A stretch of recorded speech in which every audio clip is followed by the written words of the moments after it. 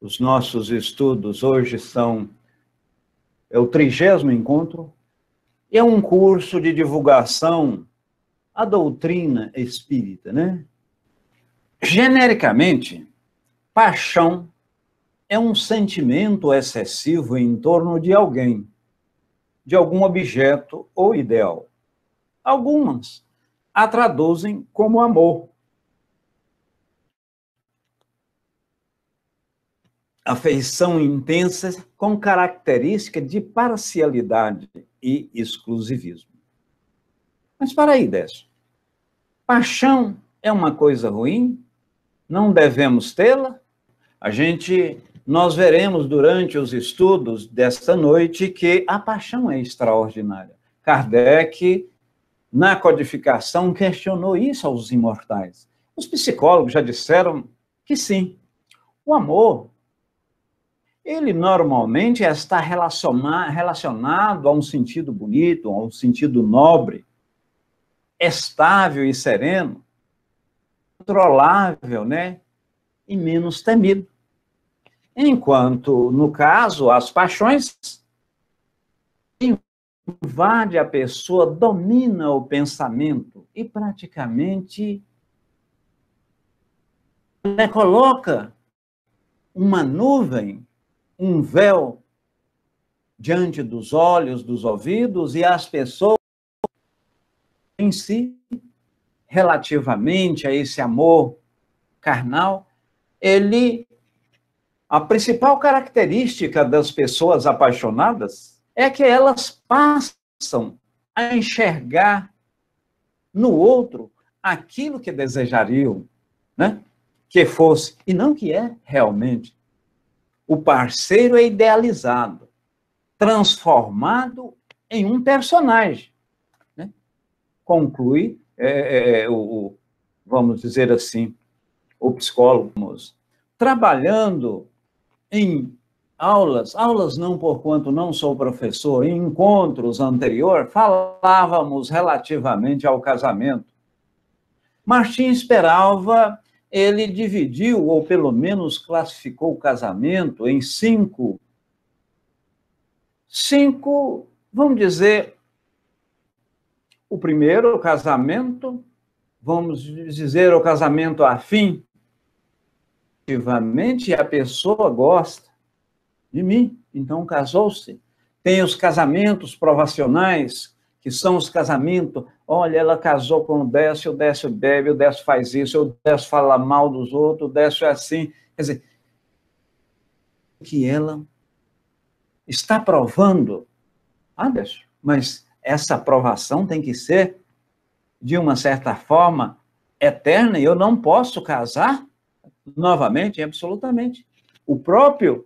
A própria doutrina espírita, através de Richard Simonetti, tem uma obra nesse sentido que, se não der certo e você teve resignação, paciência, coisas não deram certo, você passa para um plano B. Quantas e quantas pessoas não são casadas, né? Tem os casamentos transacionais. Casamentos são esses, né? São os casamentos que você vem hoje na outra existência vem para, digamos assim, um médico, uma bióloga, se junta para, e muitas vezes descobre até alguma vacina, trabalha como esses médicos sem fronteira. Isso eu estou especificando, mas pode ser em qualquer área. Tem os casamentos acidentais, que esse é mais ou menos uma paixão. Eu saí, encontrei, digamos que fui numa balada, numa festa, ou num encontro social, e encontrei uma pessoa, e essa pessoa me fascinou, me chamou a atenção pela sua tez, pelos seus olhos, pela maneira de falar, pela sua cultura.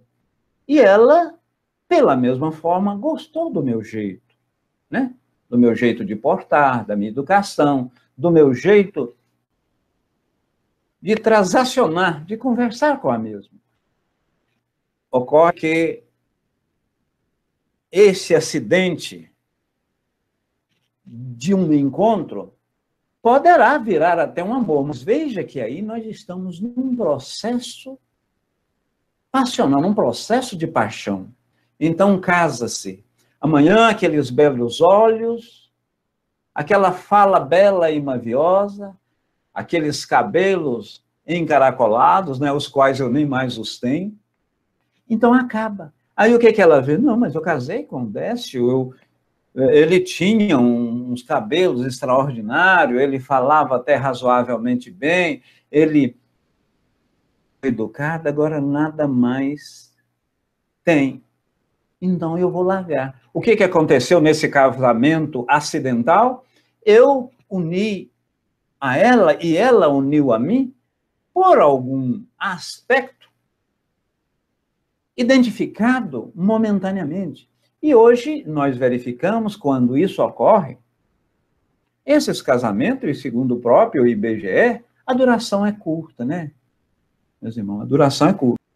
Em um determinado momento, a paixão se transforma, ela pode transformar em amor.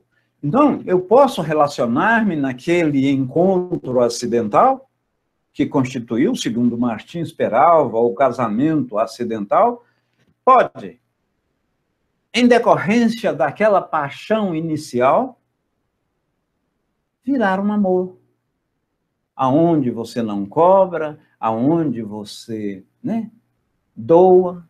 Ele esclarece nitidamente que as paixões em si mesmo não são um mal. A paixão no excesso provocado, pois o princípio da paixão, aqui significado, em torno de, foi dado ao homem para o bem. E nas paixões pode conduzi-lo a grandes coisas. Ora, então, quando você tem paixão pelo seu serviço, pela sua empresa, veste a camisa condenou com força, corre atrás daquilo que foi planejado, você está aqui, sabe e tem um planejamento onde quer chegar, você precisa de paixão, você precisa de garra, você precisa de sangue nos olhos para sair desse ponto A e atingir o ponto B e realmente obter resultados. Mas aí, ele não deixava as coisas baratas, não. Ele fazia um questionamento a determinado mentor espiritual e quando sentia-se dúvida, ele fazia instâncias através de outro médium, questionando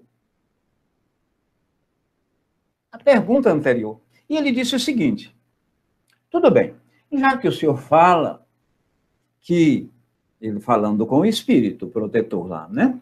Já que diz que a paixão nem sempre é ruim, que ela pode nos direcionar às ótimas e excelentes coisas, quando eu posso verificar o que é bom, o que é ruim? Há um processo estanque? Como que eu tenho condição de verificar se é uma paixão boa ou ruim? Os imortais, na oportunidade, eles disseram que a paixão é como um cavalo não domado, né? Ele, um cavalo, é extraordinário, mas se você, mesmo não sabendo cavalgar ou cavalo não domado, pode ser uma coisa extraordinariamente ruim e trazer-lhes consequências sérias. E não só para você, para as pessoas que estão ao seu lado, ali próximo. Você monta num cavalo, ele desordenadamente começa a correr e pode lhe trazer malefícios como malefícios pessoas que estão à sua volta. Pois bem, a paixão, segundo esse próprio mentor, uma coisa benévola, uma coisa extraordinariamente útil, quando você monta ou cavalga nesse próprio cavalo, e ele serve às suas aspirações, aos seus desejos, ao seu planejamento. Isso é na fé, é na religião, é no trabalho, é na perseverança de você, esposa, para com o marido, de você, marido, para com o filho e vice-versa, no seu relacionamento com a sogra, no trabalho, com aquele chefe muito autoritário que constantemente, na sua visão, você entende que ele não deveria agir assim, e sim daquele ou do outro jeito que você idealiza. Então, a paixão, porque senão você não implementa meios para atingir os fins necessários, aquilo que efetivamente você idealizou. Carol Souza faz uma contribuição aqui. Eu e o meu marido tivemos uma paixão que nos casamos em 9 meses. Ainda bem que virou um amor. Fizemos 9 anos de casado. Meus cumprimentos, viu, Carol? E quantas casamento antes da Idade Média, e até na própria Idade Média, foi arranjado. Quantos casamentos hoje em dia, odiernamente, são arranjados ou ajeitados por os pais, sobretudo nesses países menos evoluídos, e a coisa dá certo. Mas o que ocorre é quando você une pela paixão propriamente dita, uma paixão assim muito passageira, muito acidental, como naquele exemplo anterior que falávamos, a tendência é a separação. Aquilo redundar-se, virar um amor. Como nós temos pessoas, conhecimentos, casais em nossas famílias, ou no ciclo das pessoas as quais frequentamos, o ciclo social, a gente tem dezenas dezenas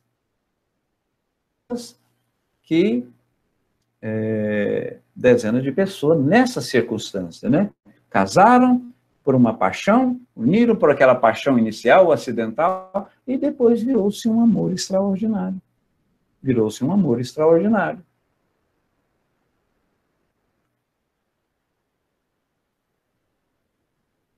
Dada a nossa condição espiritual ainda inferior, exageramos o sentimento, a necessidade que nos leva ao desequilíbrio e às consequências e funestas, né, para o mal, dando vazão ao egoísmo, ao orgulho, impedindo-nos de usufruir da serenidade interior. É aquele negócio que falávamos, unir de uma certa forma pela paixão e pelo aquele belo lábio, aquele extraordinário cabelo, aquela inteligência invulgar, e posteriormente, com o envelhecimento da outra pessoa,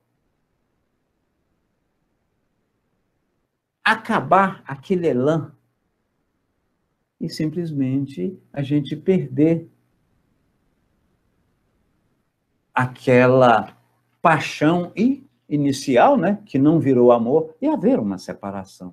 Ora, então, ame uma pessoa, faça essa pessoa feliz, que, por consequência, você também será feliz. Silvana Emídio faz também uma colocação. Desde criança, mamãe dizia que iria me casar, formar família. Chorava, esperneava, nunca quis amar alguém ou me apaixonar. Definitivamente, normal. Mas Silvana, você é uma pessoa extremamente normal. Talvez a forma, a maneira que sua mãe falou isso à época, trouxe alguma coisa que naquele momento você não concordava. Mas, com o passar do tempo, com o aprender, com o verificar as coisas, você começou a discernir. Rosângela Araújo faz o seguinte questionamento, Décio. Estou um pouco perdida com a apostila. Dentro da lei da reprodução? Sem dúvida. Nós estamos falando no amor, nós estamos falando da terceira parte do livro do Espírito, que é a união, a reprodução, e nós estamos seguindo aqui. Nós seguimos 2 apostilas, e depois, no final da FEB, seguimos também uma apostila de Minas Gerais, e eu vou colocar no final, Rosângela, a literatura a qual nós embasamos esses estudos. Nós embasamos esse estudo. Aqui também temos falado, né, boa parte relativamente ao Livro dos Espíritos. Então, dado essa condição espiritual inferior, que foi o caso até relatado pela nossa irmã, e a gente não tem um posicionamento mais consistente, podemos ficar assim, na minha região diz, meio barro, meio tijolo. Mas à medida que vamos jogando verdade, à medida que vamos jogando conhecimento para dentro de nós mesmos, isso que hoje parece um riacho ou um rio bem largo para que eu travesse da margem A para a margem B, vai tornar-se uma coisa simples. Vai tornar-se uma coisa simples. O excesso, a parcialidade, o extremismo são fatores que tornam as paixões maléficas com prejudicial ao nosso progresso moral. Então, tudo, e a doutrina espírita fala isso muito bem, que se você faz com moderação, faz com amor, nada faz mal. Então, você tem que ser moderado. Veja bem, até o bebê, moderadamente, e estava vendo uma reportagem esses dias de um nutricionista, de forma generalizada. Se você tomar 2 latinhas de cerveja ou 2 cálices de vinho para homem, e a metade para a mulher, é uma coisa boa. Mas ocorre que nós ainda somos espíritos inferiores. Ao invés de tomar 2 taças de vinho por dia, nós queremos tomar 10, 15. Limite, não usamos moderações em nossas ações. Falavam, quando desses estudos, relativamente ao barco, ao navio, aquela canoa que deve seguir de forma moderada no leito do rio. Quando você vai para uma margem ou vai para outra, você pode, de um lado tem tocos, do outro tem areia. Então, tudo pode ser possível e passível de fazer, desde que são. O excesso, né? O Ederson Caetano diz aqui, é verdade. A doutrina espírita fala que o excesso pode ser perigoso. O excesso é perigoso em tudo. O excesso é perigoso em tudo, né, Ederson? Carol, penso que seja doença, conheço também, isso né? Conheço também e tenho medo dessa situação. Silvana respondendo a Carol. Mas dando sequência, toda paixão que aproxima o homem da sua natureza animal, ou seja, do corpo, do ter, e distancia do ser, distancia do homem espiritual, torna o homem mais material, mais animal. Este posicionamento retarda o seu progresso. Então, quanto mais aproximamos dos vícios e distanciamos da virtude, mais material nós somos. Mais material nós somos. E, na verdade, meus irmãos, como a gente vencer essas paixões? O que o Espiritismo fala?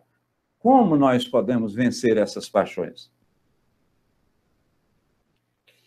Como vencer as paixões? A vontade de superar suas más tendências, de demover suas tendências inferiores, seria a melhor maneira de vencer o domínio das paixões. através da prece, do amor desinteressado, da abnegação, que falaremos daqui a instante, da renúncia em função do próximo. O homem, no caso, esse homem aqui, o homem e a mulher, estaria mais seguro e mais sereno nessa luta constante pelo seu aprimoramento moral. Né? Mais constante pelo seu aprimoramento moral. A busca da felicidade é uma grande meta do homem. É uma grande meta. E foi dito em estudos anteriores que nós só somos infelizes quando distanciamos dessas leis divinas. Deixa eu lhes fazer uma pergunta. Existiam 5 sapinhos em um galho seco. 3 decidiram pular. Quanto ficaram? Naturalmente, você se analisar de uma forma assim tempestiva, de uma forma muito automática, você vai falar, uai, Edécio, isso aí é uma coisa básica. Se tinha 5 sapinhos, 3 decidiram pular, ficaram 2. Mas, na verdade, ele decidiu uma ação. Eles não tiveram ação, eles simplesmente decidiram. E para que ficasse 2, aqueles 3 tinham que implementar a ação. Então, quando falávamos lá que você decidiu vencer essa paixão, esse erro, aquilo que coloca um véu nas suas ações, você decidiu, você tem que ir à frente. Você tem que implementar aquela ação, porque o fato de decidir só não vai demolir, não vai tirar aqueles erros de dentro de você. Eu decidi ir ao supermercado fazer uma compra. Mas se eu não tenho vontade de sair aqui, pegar o carro, ou pegar o táxi, ou pegar o ônibus, e ir ao supermercado, eu não vou fazer a compra. A decisão é uma coisa, e a ação a ser implementada, existe uma distância. Então, é aquele negócio. Quando nós somos sabedores de algum mal, e a gente tem plena vontade de extirpá-lo, ou seja, de tirá-lo pela raiz, extirpar é você arrancá-lo pela raiz, e assim procedemos, já é 50%. Só a vontade de você corrigir um vício, saber a extensão que aquele vício, o malefício que ele proporciona a você mesmo e à família, já é 50% de um caminho andado para você implementá-lo. Agora, sequenciando a vontade, é a implementação da ação propriamente dita. Aí sim, você extermina. E mesmo o fato de você exterminar, ou seja, arrancar a raiz. Porquanto eu ainda tenho aquela tendência, e vários malfeitores, vários meninos, né? Eu até falo assim, os menininhos, os espíritos que nos obsidiam, como eu tenho tendência, eles vão ficar ali, Décio, Ederson, faz isso, por que você está demorando, Rosângela? Então, eles ficam ali, falam uma vez, o espírito protetor, o seu anjo de guarda, está ali próximo, mas ele não vai impedir que aqueles nossos irmãozinhos vai tomar essa ação. Por isso que devemos fazer as pazes com os nossos adversários enquanto estivermos a caminho, porque senão seremos entregues ao oficial de justiça, esse ao ministro, e o ministro ao juiz encaminhará a cadeia, entre aspas, tudo de uma certa forma metafórica, onde vamos espiar. Perguntando sobre isso, Kardec, a espiritualidade, ele disse que se pudermos falar em destino, ou se pudermos falar em um fatalismo propriamente dito, o sermos felizes, o sermos anjos puros, o sermos espíritos perfeitos, dadivosos, um avatar, por exemplo, todos nós seremos. Por isso que quando, e pela mesma forma, irmão, tem algum espírito, tem alguma pessoa que, sobre o nosso ponto de vista, está bem aquém da nossa evolução, devemos dar a mão, devemos esperar, porque só temos condição de sermos felizes se as pessoas às nossas voltas também forem felizes. Eu dei até um exemplo num dos estudos anteriores aí, que se você fosse para determinado local após a morte física, por exemplo, para o inferno, fosse para o céu, aquela pessoa que você ama, o seu filho, a sua esposa, fosse para o inferno, você não teria paz. E sabedor que eram penas eternas. Ora, eu, na condição de pai, eu dou condições, perdoo meu filho, dou oportunidade, porque Deus, em sua sabedoria plena, não faria isso. Aliás, nós todos aqui, muito embora espíritos milenar, mas somos, por demais, jovens, porquanto temos aí, vamos dizer, milhares, centenas de milhares de anos, porque para chegar ao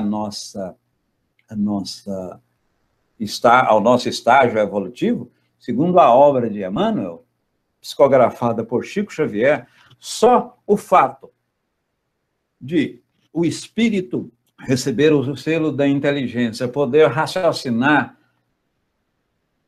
ter o livre-arbítrio, poder seguir por essa ou aquela estrada, foi 1 bilhão e 500 milhões de anos, ou seja, 15 séculos, né? 15 séculos. Muito bem. Então, vimos, está no excesso. As coisas boas e as coisas ruins estão no excesso. Se você faz de forma moderada, se você faz aquilo de uma forma que não vai lhe trazer contrariedade, nem magoar as outras pessoas,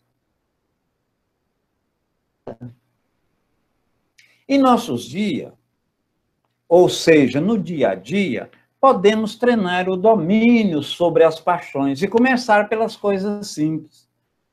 Fazer. Peraí, você vai falar? Sim, aliás, não é eu. Por exemplo, no ato de alimentar, indispensável à nossa sobrevivência orgânica. Por que a gente tem que comer um boi todo? Um boi todo. Muitas vezes já até comemos, quer comer até o chifre.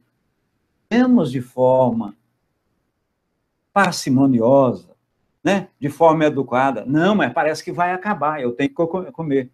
Olha o vício da glutonia. Nas atividades profissionais ou domésticas, se desequilibradas e desenvolvidas por atitude egoísta, ou desencadeada conflito e desarmonia, serão transformadas em fatores de obsessão. Para aí, você está falando de obsessão de encarnado para encarnado? Eu tenho. A esposa ou a mulher, em sendo bastante autoritária, vamos dizer no nosso jargão, pegando constantemente no pé do marido, ele pode sentir-se,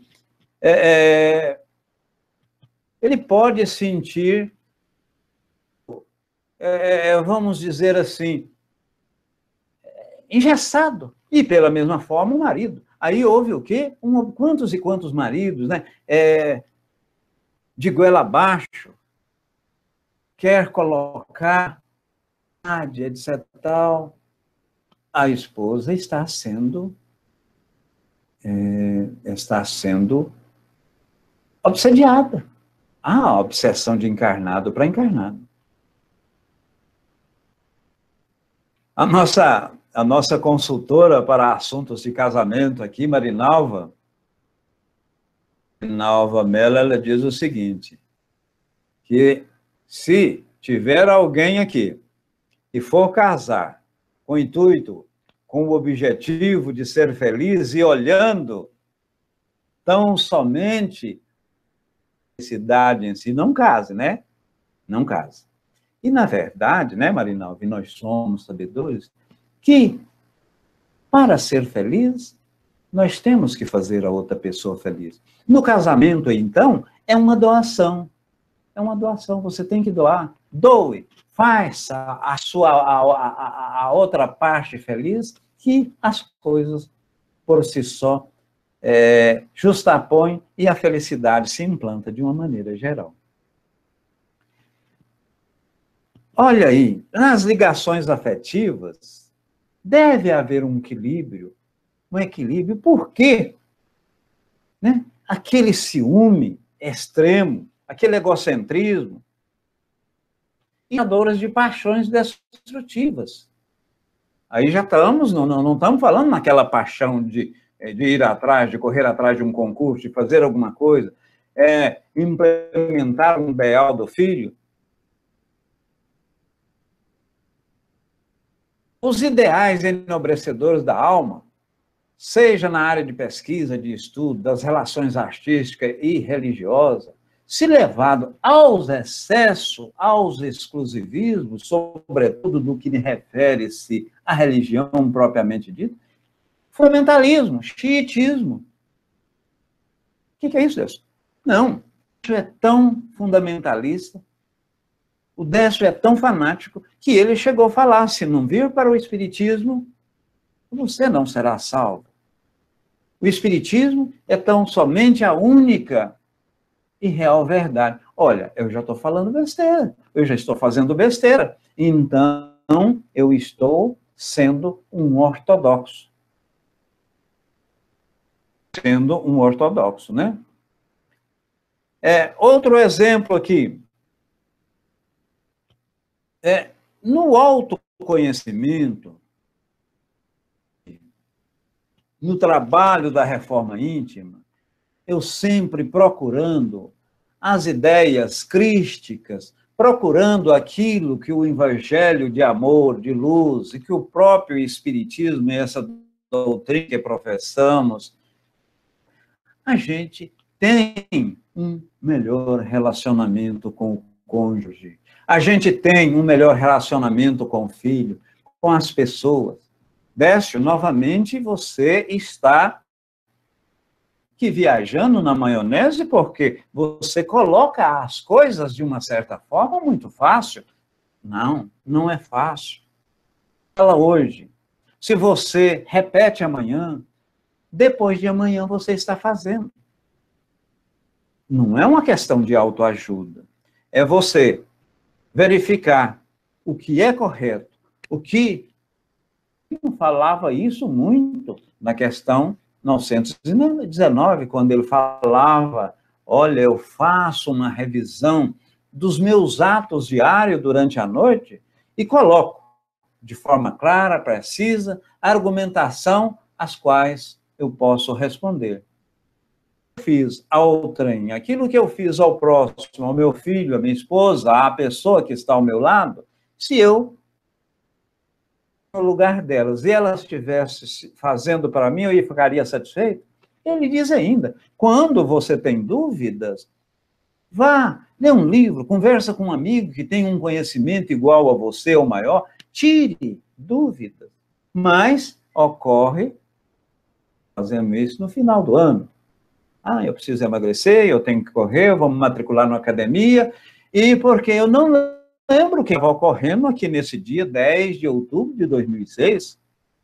10 de outubro de 2006. Nós estamos falando em paixões exacerbadas. Aquela paixão que, por um lado, é um cavalo onde você consegue dominá-lo, adestrá-lo, levá-lo de um ponto A ao ponto B, colocá-lo ao seu dispor e ao seu serviço. Por outro, quando ela é malévola, um cavalo destrambelhado, um cavalo que não só coloca a sua vida em risco, como também pode colocar, né, a do próximo.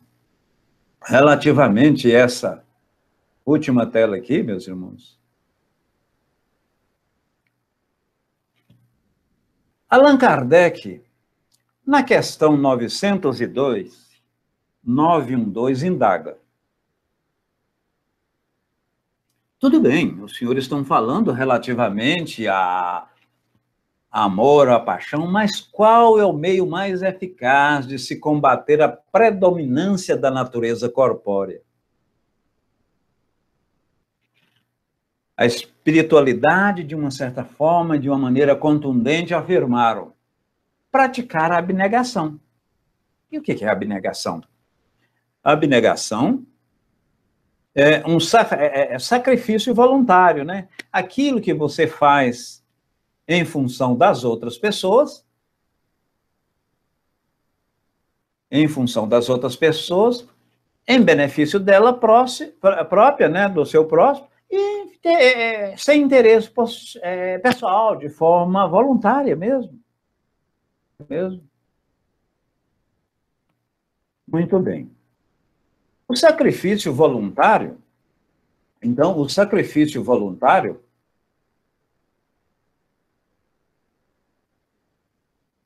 do interesse pessoal renunciado pelo bem do próximo. Então, você renuncia. E isso é o quê? É você praticar a caridade, fazer um favor. Mas eu não tenho tempo. Tem. Você pode conversar. Você pode conversar com o velho, conversar com a criança, ouvir uma pessoa desesperada que está simplesmente em conversar. Você já ouviu falar em curso de oratória, mas nunca ouviu falar de escutatória. Quantas pessoas estão precisando falar, tirar para dentro, né, tirar de dentro de si, de você ouvir uma criança, um velho, outra pessoa, aquele amigo seu, aquele parente, o seu próximo, você está fazendo a caridade. Então, todos nós temos condição de praticar a caridade. Tudo bem. Nós, espírita, temos nas obras assistenciais, na tarefa mediúnica, no servir, no doar às outras pessoas, e inclusive até a própria energia fluídica através do passe, né? Kardec não falou no passe propriamente dito, ele falou na transferência de energia fluídica, porquanto ele era um magnetista. Quem veio falar em passe magnético era um dos seus seguidores, que provavelmente, se Kardec tivesse morrido antes da obra ser concluída entre aspas, porquanto o Espiritismo é novo. É uma ciência de pouco mais de 160 anos, que está em constante crescer, né? Leon Denis. Vigiemos, pois, os nossos pensamentos, as nossas palavras, né? Vamos fazer aquilo que realmente sentimos que, se fizesse com nós, a gente não teria nada a perder. Elisa Cruz faz uma colaboração relativamente ao casamento aqui. No casamento, o que se precisa é da verdade. É que cada indivíduo continua sendo esse indivíduo e não agrida o outro, que tenha os dois um quesito, boa vontade, em aceitar as passíveis mudanças. Então, constantemente tem que ter, como tem mudanças, a gente tem que ser resiliente, tem que ser paciente, tem que ser amor, orai e vigiai, né? Vigiai. Rosângela Araújo diz: eu tenho uma amiga que me disse que não casou porque não sabia compartilhar. E veja bem que ela fez um bem para ela, se ela não mudasse, porque, na verdade, o casamento, a junção, o relacionamento de duas pessoas é um doar-se. Rosângela Araújo. Então, eu, para ser feliz, eu tenho que doar, tenho que dar. Mas vigiamos, então, as nossas palavras, os nossos pensamentos, que expressamos realmente o que sentimos é o que, em condição íntima, nos encontramos. Você quer saber com quais espíritos você está? É se você está lendo um bom livro, você está kkkk lá direto lá no Facebook, você está vendo figuras eróticas, você está em mesas de bar, você está assim, está se deleitando com aquela situação que ora se lhe apresenta? Quais as pessoas que você está rodeada? Então, nesse caso, você olhando as pessoas com quem você interage, interrelaciona, você, por consequência, sabe, pela mesma forma, dos espíritos que estão te assessorando. Vivos, porque unidos no amor sois uma força indestrutível, mas separados serei vencido pelas próprias paixões. E procure levar, sem temor, a mensagem de vida eterna. Não tendes mais arenas, nem as cruéis, nem as cruzes pesadas, nem os empalamentos, nem as fogueiras, mas tende as paixões internas em vencer. Isso foi dito por Bezerra de Menezes, anteontem, no 8º Congresso, por Divaldo Franco, quando falava via Bezerra de Menezes. Empalamento, meus irmãos, é você colocar uma estaca, cerca, um cano, colocar a pessoa espetada com anos, e ele fica ali debatendo até morrer. Chama-se empalamento.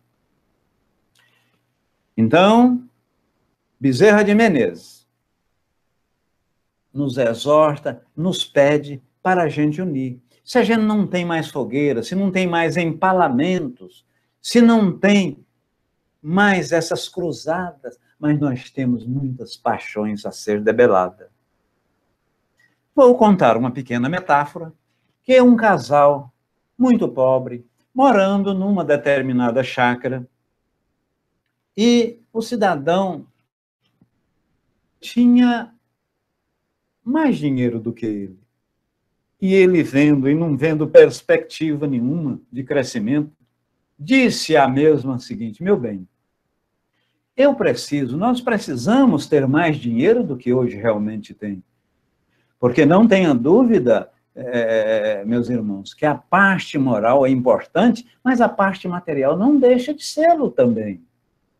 Porque é através da parte material que eu compro comida, que eu compro camisa, que eu compro, né, aquilo que eu vou mover, etc, etc.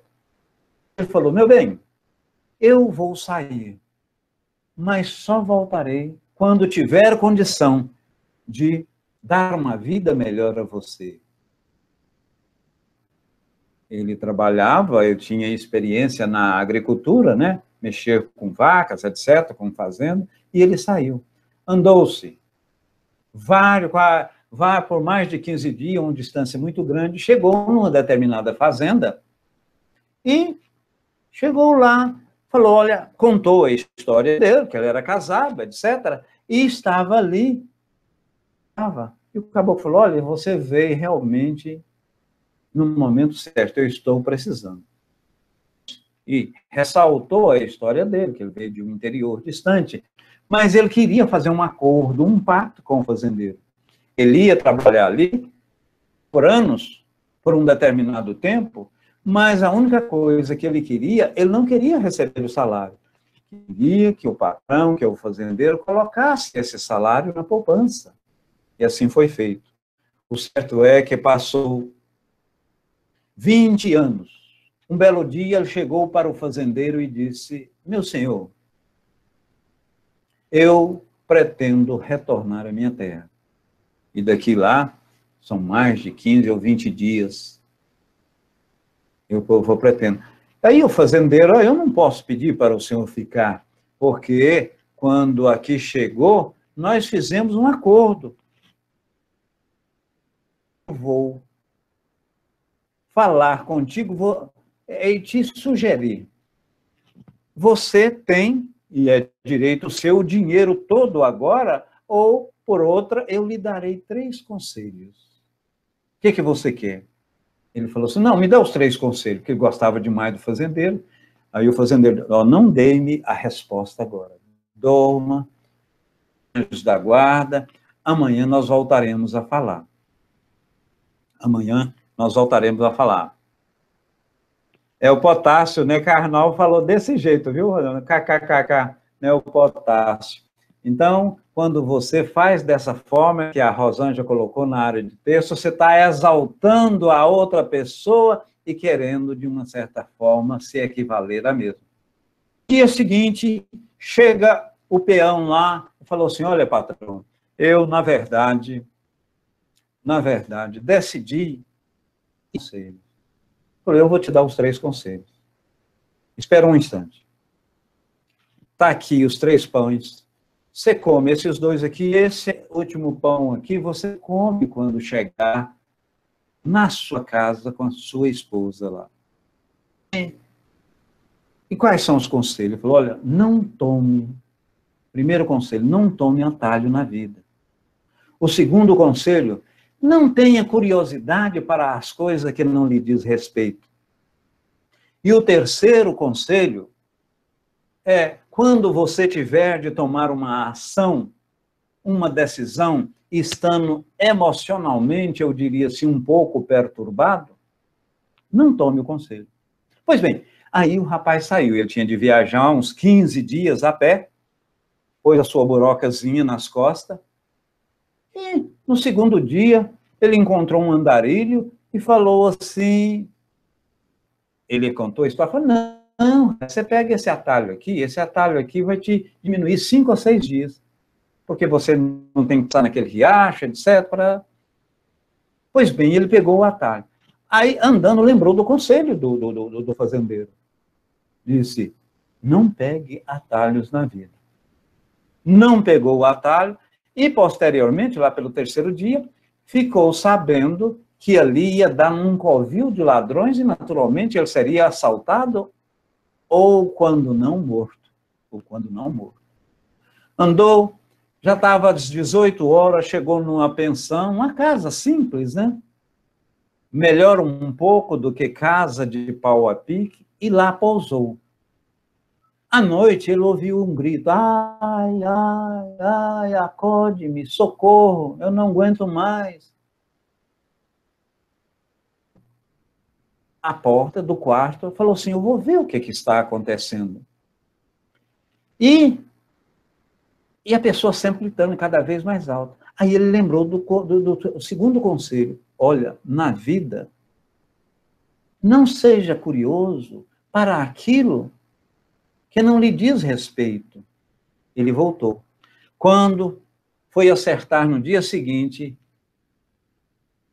né, pagar o dono da pensão, a senhora chegou. Falou, o senhor não viu um grito? Sim, eu vi. É, meu filho, o senhor foi a primeira pessoa que pousou aqui, dormiu de uma noite para outra e manteve-se vivo. Pois bem, ele seguindo, e estava de tardezinha, viu uma fumaça, era o seu rancho, era a sua casa. E de longe, ele avista um homem deitado no colo da sua esposa. Aquilo foi muito. Como ela poderia ter feito isso com ele? Ele jurou fidelidade, ele jurou, né, amor pleno, e ele podia demorar tanto tempo, segundo ela, que ela ia ser fiel. Né? Não haveria paixão, não haveria amor que rompesse esse relacionamento.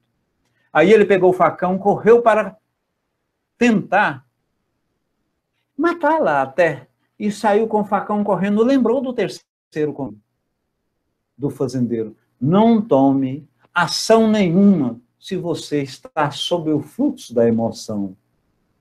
Ele voltou, colocou o facão no alforje. No alforje não, na cintura, porque eu estava vindo a pé. E no dia seguinte, ele chegou. Olha, ele naquela hora falou, não, eu vou voltar para a fazenda onde eu trabalhava, porque minha esposa me traiu. Eu vou voltar. Pois bem, eu vou voltar para minha esposa. Mas falou, mas antes eu vou falar para minha esposa, não, para o fazendeiro, para o local onde eu trabalhava. Mas antes eu vou lá chegar a falar para minha esposa que eu fui fiel a ela. E ela, no entanto, assim não procedeu. Ele chegou lá e ela pulou, fulano de tal, e ela pulou nos braços dele. Ela pulou nos braços dele. Ele falou, não, como você está falando amor, meu bem? Se vi um homem deitado no seu colo, eu fui fiel até hoje contigo, e você portar-se dessa forma, eu confesso a você, hoje eu não vou fazer isso, mas eu ontem queria matá-lo e matar aquele homem. Esse homem ao qual você refere, quando você saiu daqui 20 anos atrás, eu estava grávida, é nosso filho. E apresentou o filho, a hora que ele chorou, ambos choraram, né? Copiosamente, ela abraçou, e ele lembrou do pão. Estava de manhã, lembrou do pão, foi lá pegar o pão, enquanto ela fez um café, e normalmente no interior, e as pessoas simples, é só o café preto mesmo. Aí, a hora que ele abriu o pão, estava cheio de dinheiro. Estava o fruto do trabalho dos 20 anos. E olha que assim termina. Então, meus irmãos, na vida é isso. Para, de uma certa forma, você debelar uma paixão que é ruim, aquilo que prejudica, irá atalho na vida. As coisas que vêm por atalho, normalmente não dá certo. Não tenha curiosidade para aquilo que não lhe diz respeito. Né? O sábio fica calado. O pseudo-sábio fala muito. Quer saber de tudo. É a sua verdade que quer implementar. E o último conselho é não tome decisão nenhuma quando a mesma vem sobre o furor de sua emoção. Isso não pode, não deve. Então, meus amigos, meus irmãos, eu agradeço todas essas dezenas de pessoas que estão aqui no YouTube.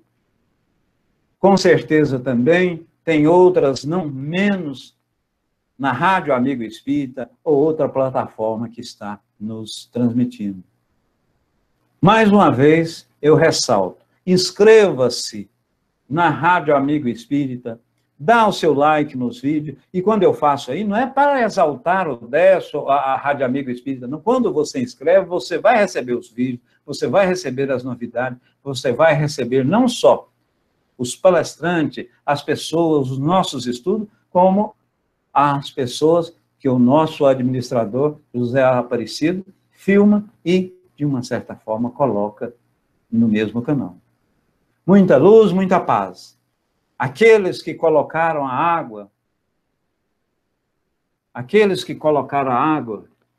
junto ao cômodo próximo ao computador, beba, porque a mesma debelará qualquer doença, tanto física ou espiritual. Se você não pegou a água, não tem problema. Pega a sua água agora, pede a Deus, pede a espiritualidade que aqui deu a sustentação aos nossos estudos. As mesmas vão molecularmente tornar esse líquido como remédio. E os seus males físicos e espirituais serão debelados. Beba com fé. Muita luz, muita paz. Que assim seja, meus irmãos. Eu costumo sempre dizer, e mais uma vez o farei, amo a doutrina espírita. E, por consequência, amo cada um de vocês. Um beijo em vossos corações. Abraço de várias voltas. Tudo, mas tudo de bom mesmo. Muita paz.